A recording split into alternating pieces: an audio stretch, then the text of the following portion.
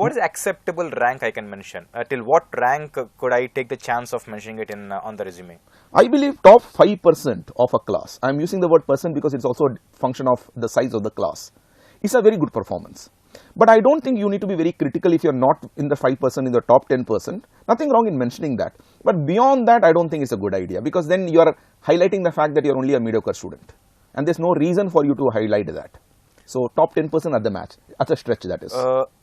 Now, having mentioned the question, having mentioned my marks on resume, I am sure if I am a student who has been doing well during my 10th and my pre-graduation, and I am not doing well in my graduation, am I bound to be asked this question, why are your marks going down?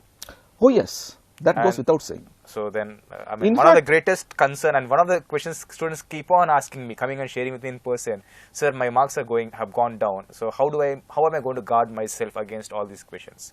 No, I believe it shows a maturity in the side of the student that he or she is able to predict that question. The fact of the matter is, if you are a very good student in 10th class, you did well in your intermediate, which is 12th class equivalent, and your performance has come down in terms of percentages, the fact that you're conscious that that question can be asked is a good sign first. Yes, one has to be prepared for it. Let's not forget, when a company is coming to recruit you, they are not recruiting you the way you were yesterday, they are recruiting you the way you are today. So even in 10th class and 12th class, if you are in 90 percentages, right now you are in 60s, I am right now picking you up at 60. So my concern would be, why has your performance come down? So yes, you need to be aware of it. Now, how to answer that? In fact, that is where I see students doing a lot of mistakes. They need to be very cautious. One of the things that I notice is, immediately the moment the question is asked, why has your percentage come down? People tend to rush in to give excuses. Like, for example, they say that I have done so much in extracurricular activities, so much. That is never recommended. The reason why I don't recommend that is, why would a company be interested in a person whose performance has come down because he or she was considering extracurricular activities, when I do have another person probably being interviewed on the same day who has performed well both in extracurricular activities and academics? Oh, so you're saying me that I cannot give an excuse or a reason as something else for my performance not being good in academics? Excuse is a bad news. Okay. For example, let us say you have lost out in one subject. You have lost out in one semester. Now, that could be because of jaundice, that is understandable. But if you have lost out in multiple subjects over various semesters, you can't say the first semester I had malaria, second semester I had jaundice, then third semester is what? It's going to be AIDS, nothing beyond that. So the point that we need to realize is that excuse is seen as a negative thing. One of the points which I keep saying when I'm training people for interviews is, one excuse is acceptable. More than that, absolutely not. So when you are looking at designing your resumes, at the same time preparing for this question, see to it that if in case your marks are less, just tell them your marks are less. It's all right to accept the fact that something has gone wrong. Nothing wrong in that. Provided after that you promise that you're going to do things. So can I openly tell to an interviewer saying, yes, I did a mistake, I have not studied well, I have not prepared well, and stay quiet then? No, I think it depends from case to case. For example, let us say you are a student whose percentage was quite low in the first year, and you lost out because you were not able to adjust from the school setting to a college setting. But your percentage over the subsequent years has gone up. Now, for me, average might be still less, but I'm still happy with you because I've seen an improvement happening.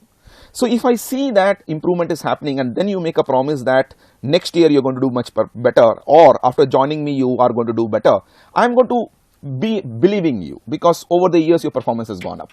But in case a student whose performance has gradually gone down, with time, he were to make a promise that he is going to improve, I mean, whatever he says, the credibility will not be there.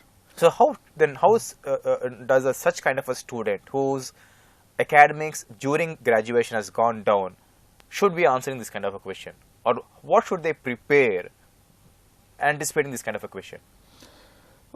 If this awareness comes earlier, that's a big plus, because as you rightly said, the student can prepare on a few things. Let me set an example.